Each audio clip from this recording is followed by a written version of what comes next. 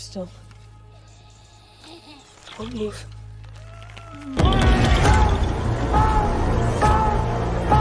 Some are better than others.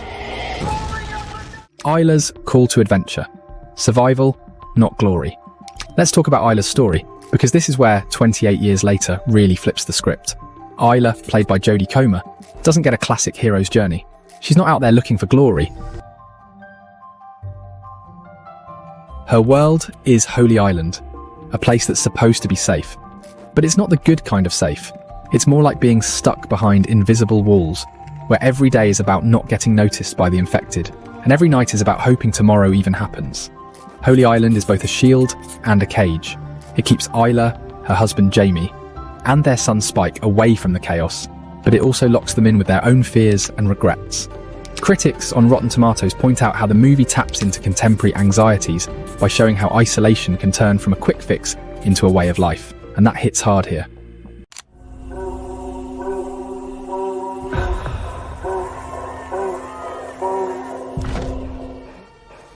Look at what's in front of you.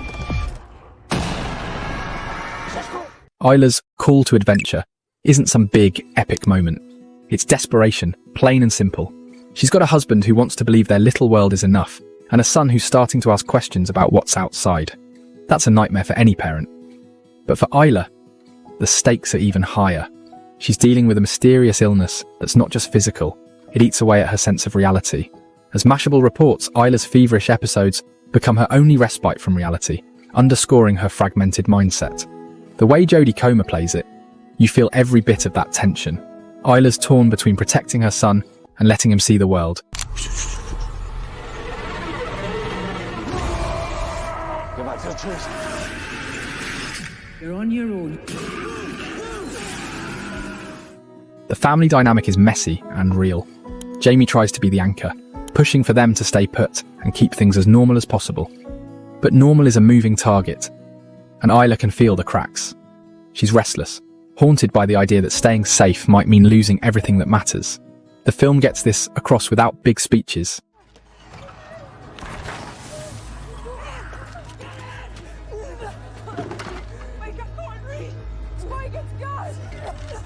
Just glances, arguments, and the kind of silence that says more than words ever could. Spike, their son, is growing up in a world where danger is everywhere, but he's still a kid who wants answers. Isla's struggle is about way more than fighting zombies. It's about facing the truth that sometimes even the best choices hurt. When Isla finally leaves Holy Island, it's not a moment of triumph. She doesn't want to go, she has to. Her illness forces her hand, and every step toward the mainland is loaded with dread. The world outside isn't just the same old threat. And this mother's first steps on the mainland. So many are dead. Infected and non-infected alike. That's why our home is so precious. You know, I feel he's a bit young. He's ready, Jenny. 7, 6, 11, 5. Once you walk onto that mainland, there's no rescues. Moving up and down again. Don't.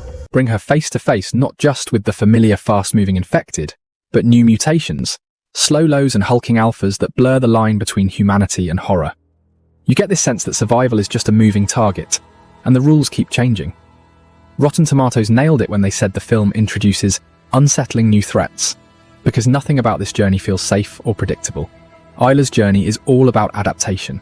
She's forced to confront her fears, her regrets, and the reality that survival means making choices she never wanted to make. There's no big win here. Look at what's in front of you. Let's go! Just the constant grind of trying to keep going. The film uses her story to ask a bigger question. What does it really mean to survive? Is it enough to just keep breathing if you lose everything else along the way? By the time Isla reaches the mainland, she isn't the same person. She's not a hero in the traditional sense. She's someone who's seen the cost of survival up close.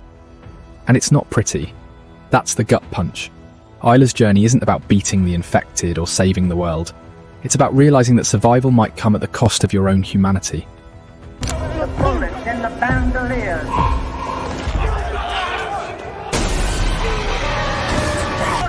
Keep people going lunatic.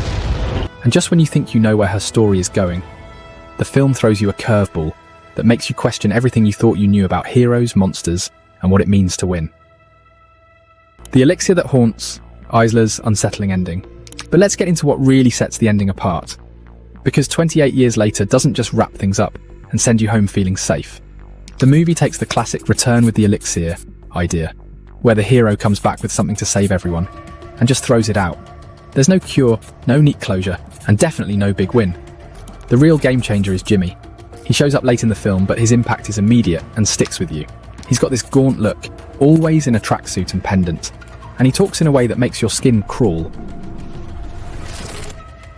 Critics have pointed out, as Mashable's Christy Puchko notes, that Jimmy's tracksuit and pendant eerily mirror the disgraced TV host Jimmy Savile, layering the finale with real-world unease. It's not just his appearance, it's the way he acts, like he's always in control, like he knows something the others don't.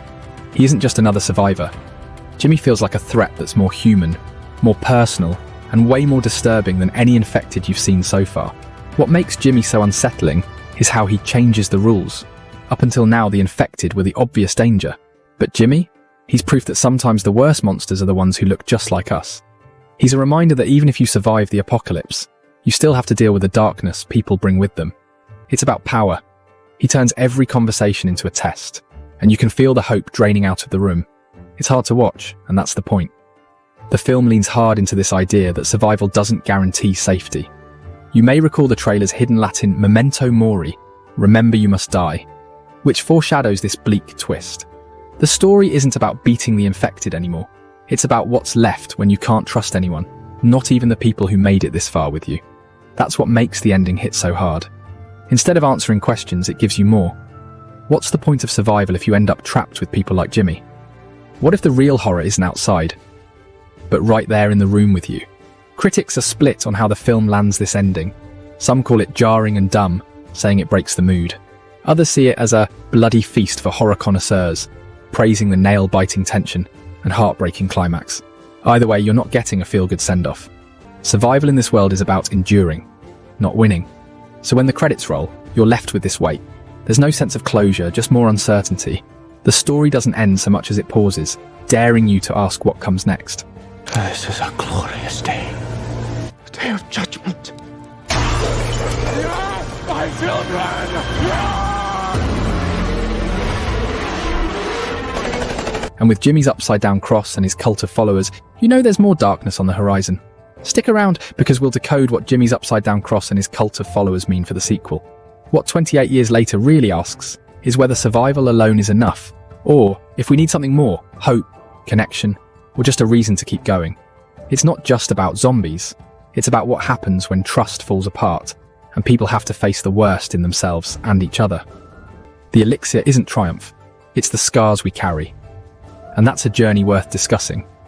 The sequel, 28 years later, The Bone Temple, promises even darker questions.